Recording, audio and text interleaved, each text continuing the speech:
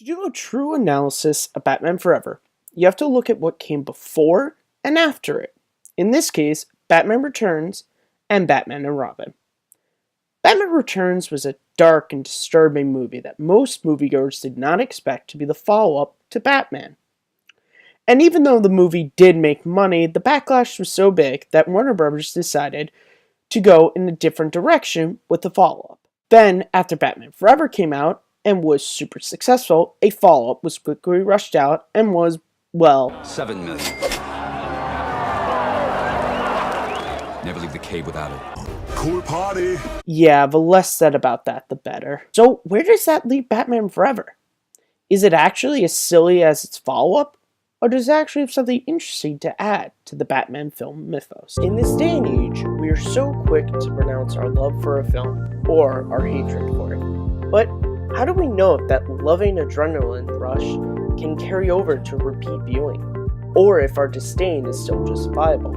Well, we have to be willing to give every film a second look. Story, in many ways, is the most important thing for a movie.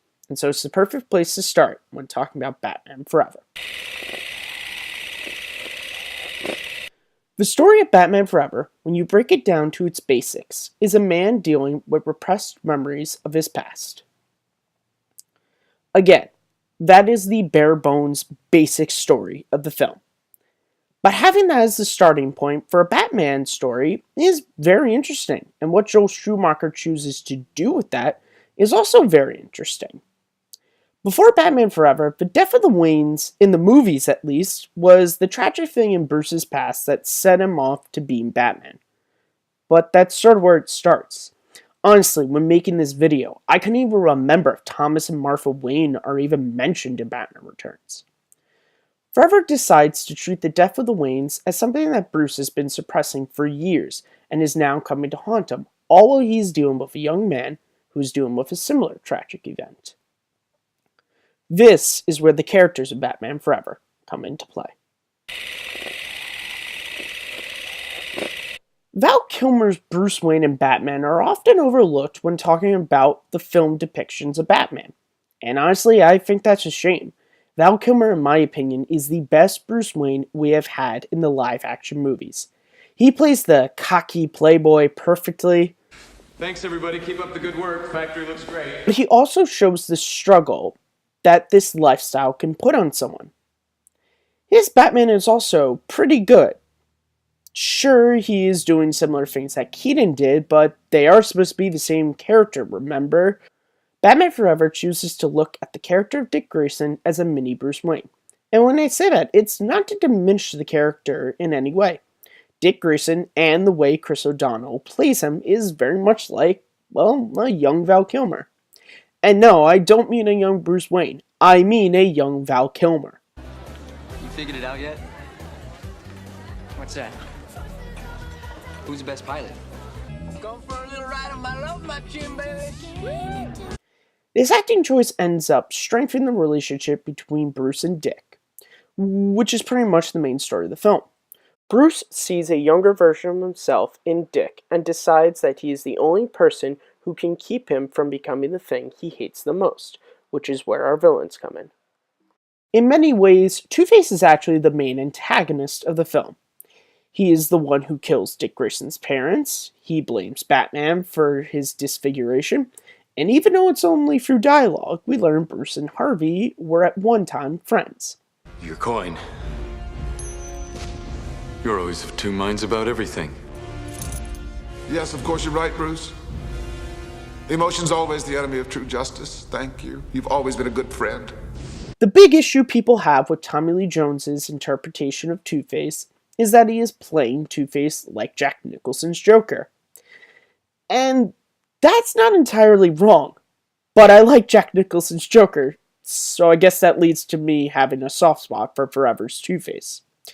I could sit here and talk about how the animated series did the character so much better, and if you did X, Y, or Z, he could have been one of the great villains. But Second Look is not a show where I examine how things could be, but what they are. And for what Tommy Lee Jones is given to work with, I think he does a fine job with the part. Jim Carrey's Riddler, I think, even more than Two-Face, is the embodiment of you either love it or you hate it.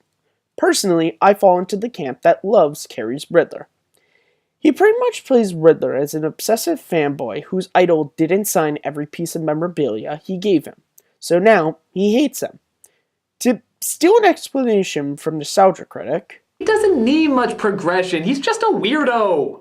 Well, all weirdos have stories too. Look, is it so hard to grasp that sometimes strange people just do strange things? that's pretty much Carrey's Riddler. At no point does he try to play him as some regular guy who's wronged and turns towards crime. He was a strange dude who was obsessed with Bruce Wayne because he wanted to be him. Don't believe me? Look at the party. He's literally dressed like Bruce Wayne. Fully interactive holographs. Only a high-frequency carrier wave beamed directly into the... Carrey does his usual shtick thing in this movie, and again, you either love it or you hate it. I could go more in depth with other characters like Chase or Alfred, but ultimately, the four characters I talked about are what drive the story. The story of Batman Forever is Bruce finally coming to terms with being Batman. Originally, Bruce felt an obligation to be Batman to ensure what happened to him never happens to anyone else, and is a life Bruce seeks to leave throughout the course of the film.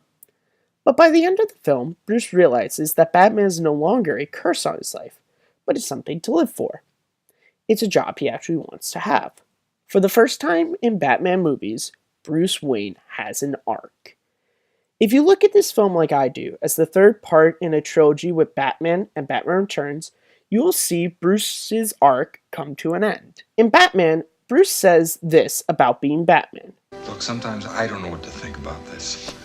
It's just something I have to do. Why? Because nobody else can.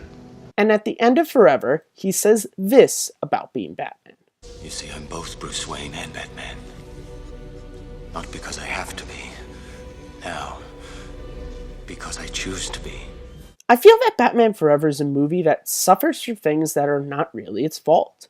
It's often lumped in with Batman and Robin.